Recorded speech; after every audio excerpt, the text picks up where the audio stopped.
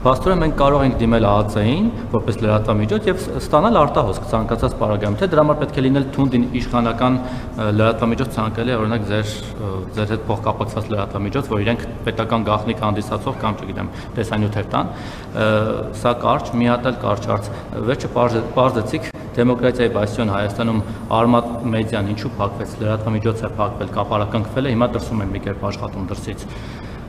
Եվ ընտրությունների հետ կապված մի հարց էլ ունեմ։ Փաստորեն ստեղծվել է մի ունիկալ իրավիճակ եւ համ իշխանությունն է դժգոհ ընտրությունների արդյունքներից, համ ընդդիմությունը։ Իշխանությունը ընդդիմությանը մեղադրում է ընտրակաշառքով 500 քանի հազար ձայն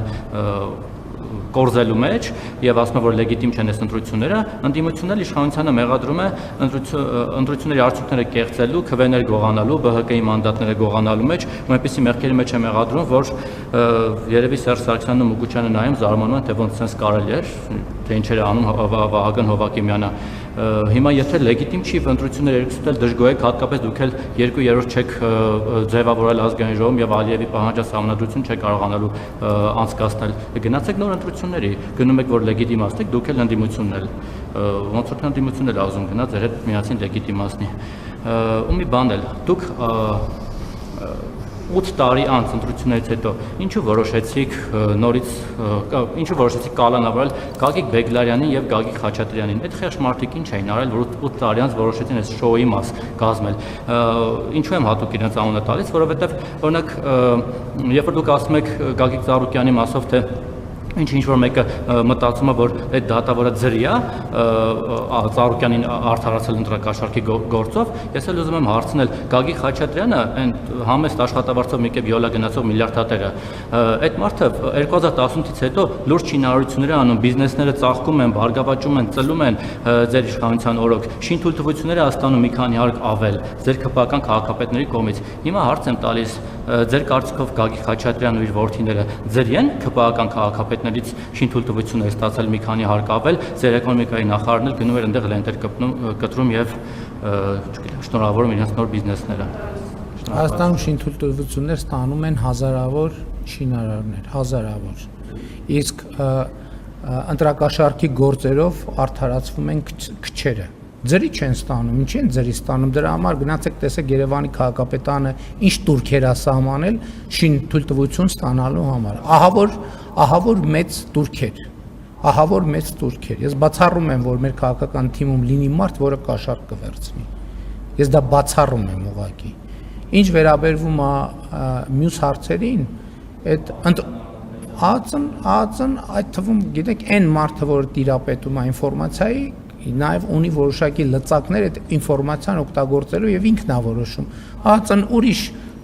գաղտնիք էլ է հրապարակել է օրինակ Անդրանիկ Թևանյանի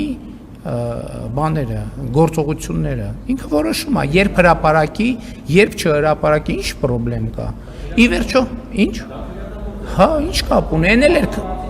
այն էլ էր քրեական գործ։ Այն էլ էր քրեական գործ եւ այդ թվում պետական անվտանգության հետ կապված իրադրություններ։ Կարա որոշում կայացնի, հետո այ որոշե, որ այսինքն պետությունը չի կարա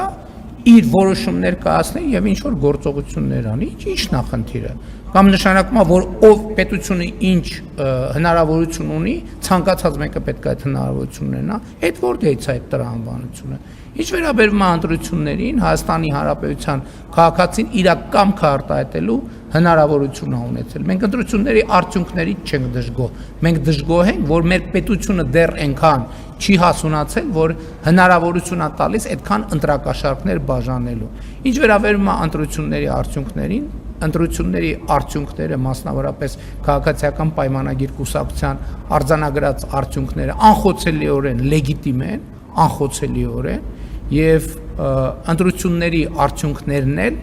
առնվազն այս մասով արտահայտում են Հայաստանի Հանրապետության քաղաքացիների ազատ կամ արտահայտությունը։ Ընդդիմադիրների մասով տասնյակ ընտրակաշառքներ բաժանելու տասնյակ քրեական գործեր եւ ձայնագրություններ կան հրապարակված եւ դրանք ինչ